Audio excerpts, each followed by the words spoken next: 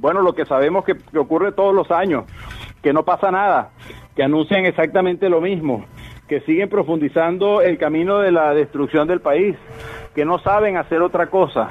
Ese es el socialismo que ellos conocen, que no tienen ideas para cambiar el rumbo del país, ni tienen mucho menos la gente para gerenciar el cambio de dirección del país. Esa es la razón y el origen de los problemas que estamos viviendo.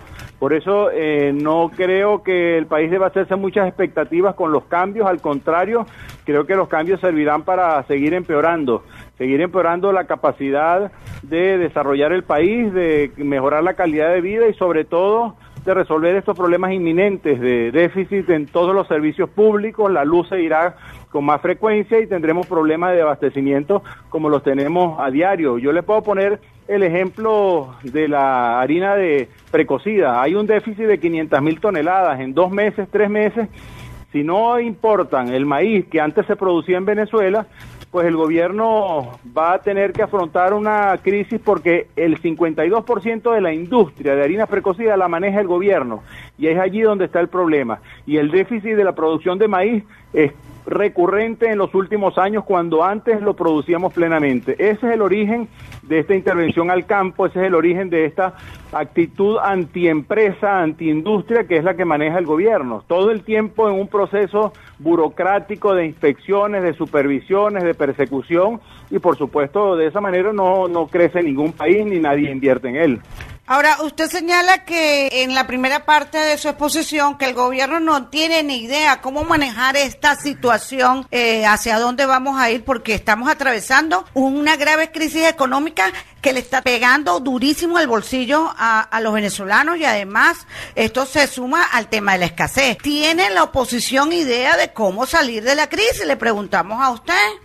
Bueno, tú sabes que cuando hablamos de la oposición hay una coherencia en cuanto al cambio de dirección. Hay algunos voceros puntuales que parece que se sienten muy a gusto con esta política, como es el caso del gobernador de Lara, Henry Falcón, que pareciera que para él las cosas van bien y sin embargo no tiene la misma visión que tenemos el resto del país y que sabemos y que tenemos una visión distinta de Venezuela. Nosotros estamos claros en cuál es el mensaje que hay que transmitirle al país. Lo primero es el respeto a las instituciones, recuperar la institucionalidad, empezando por la Asamblea Nacional, para que pueda designar autoridades competentes que sean independientes y que tengan el respeto y la credibilidad de todo el país.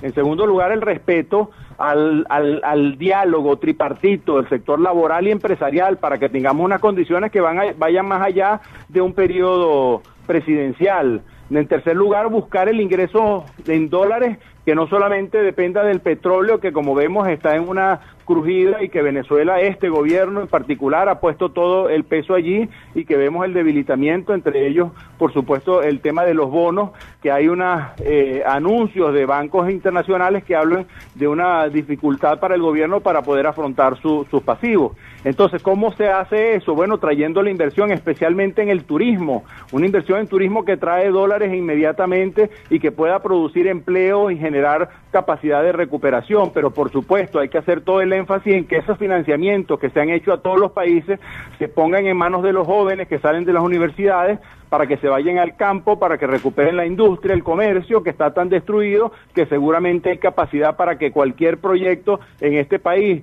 bien claro y bien definido pueda tener el soporte para salir adelante. Esas son cosas básicas, elementales de una visión de país donde la gente joven en vez de irse pueda radicarse en Venezuela y eso es lo que tenemos que plantearle a Venezuela. Ahora, por supuesto, como he dicho, lamentablemente hasta ahora la llamada oposición no ha tenido la coherencia por algunos voceros que piensan que al gobierno hay que dejarlo pasar a hacer y esperar los procesos electorales como si la crisis del país pudiera postergarse.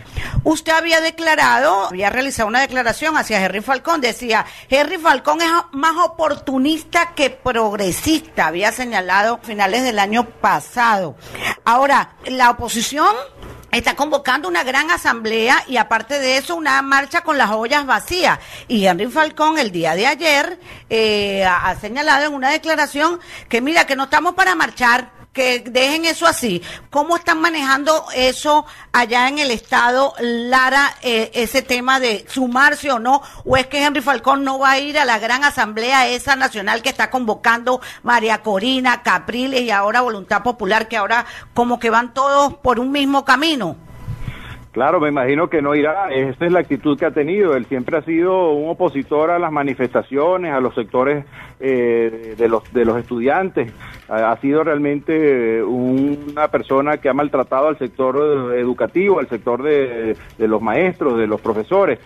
Y sin duda ha tenido, por eso he dicho que es un gran oportunista. Recordemos que Falcón viene de ser constituyente, alcalde, tiene como 18 años gobernando y gobernador, y fue del chavismo. Pues además ustedes recordarán que Henry Falcón ha sido muy versátil en sus posturas. Hoy defiende una serie de principios, pero recuerden que él fue el que de la manera complaciente firmó el decreto para expropiar el Valle del Turbio y quitar 29 fincas en la zona del estado Lara sin que le temblara el pulso. Después entonces se desdice de esa política y defiende otras cosas, pero ahora resulta que después de ser cercano a Capriles, hoy está enfrentado con Capriles porque negoció con el gobierno lo que antes era un perseguido por corrupción del gobierno en una acusación que le hicieron en la asamblea. Resulta que ahora eso se paralizó y su actitud es muy complaciente con el gobierno. Por eso digo que es un gran oportunista y lo vamos a ver con todos esos conflictos internos que se van a crear en la mesa de la unidad con posturas como la de él.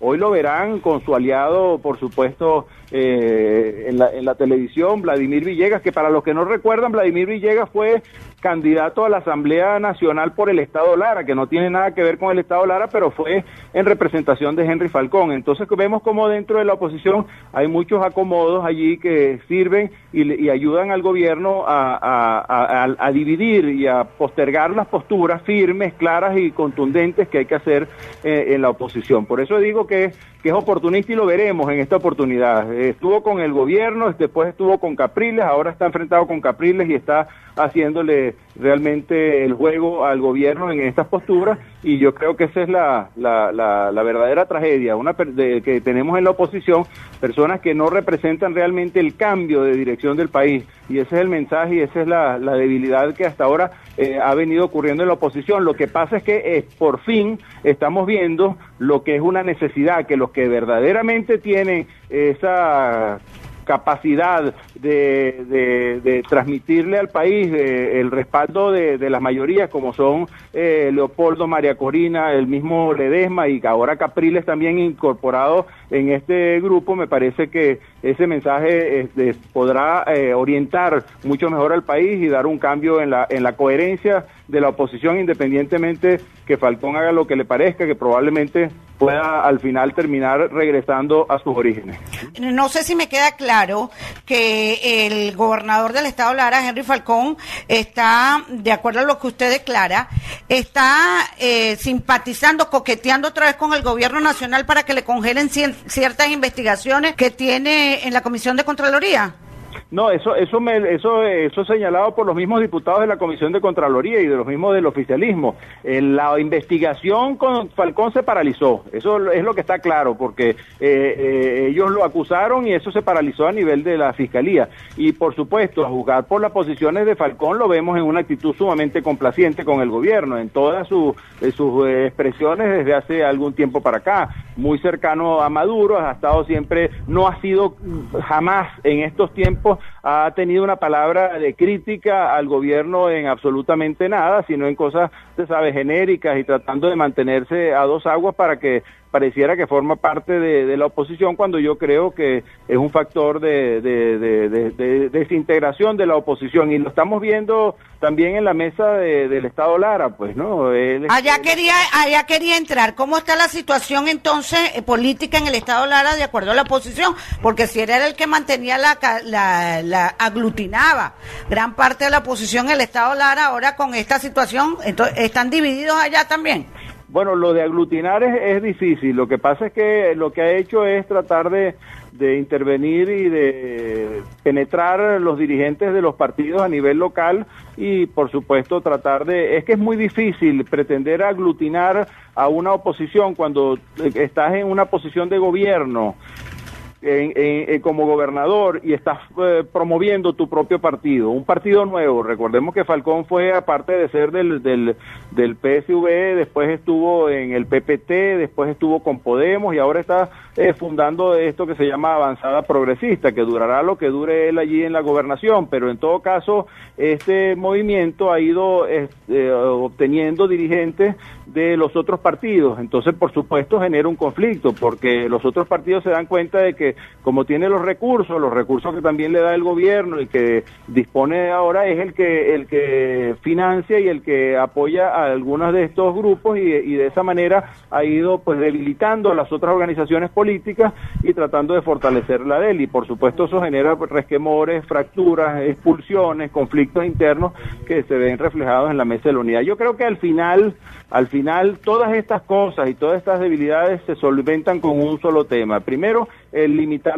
o evitar las reelecciones en los cargos ejecutivos, y en segundo lugar, el tema de las primarias. Yo creo que esa es la gran solución de la mesa de la unidad y de la democracia en Venezuela, someter todos esos procesos de elección popular a primarias para que evitemos esas negociaciones, esos acuerdos que muchas veces no tienen el respaldo y que, bueno, no quiero ser excluyente, que en algunos casos excepcionales sea evidente porque no hay ninguna duda, pero que en su mayoría los procesos para elección y por supuesto en el caso de las parlamentarias tienen que ir por la vía de unas primarias generales. Diputado Eduardo Gómez Sigala, la situación del gobernador del estado Lara, para cerrar con el capítulo en esta entrevista, ¿no? Es porque está buscando capitalizar el descontento que hay en el chavismo para ser candidato presidencial por esa corriente nuevamente y volver a la fila de la revolución. Bueno, yo estoy convencido de que el chavismo, y por eso vemos las posturas de José Vicente Rangel, que están coordinadas por supuesto con todos estos operadores, como es el caso de